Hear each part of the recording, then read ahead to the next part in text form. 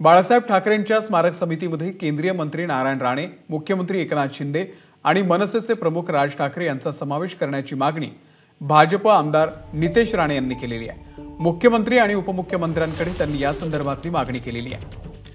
स्मारकाची जबाबदारी, बाळासाहेबांच्या स्मारकाची जबाबदारी त्या ट्रस्टमध्ये राणे साहेबांना, राज साहेबांना टाकावं अशी विनंती मी आता माननीय मुख्यमंत्र्यांनी आणि डीसीएम साहेबांना करणार आहे। कारण की त्याच ट्रस्टमध्ये आता शिवसेना, आता कोणाची, आता शिवसेना ही एकनाथ शिंदे साहेबांची झालेली आहे। म्हणजे बाळासाहेबांच्या स्मारकाच्या कमिटीमध्ये आता तिथे सदस्य बदलले पाहिजे असं माझं मत आहे।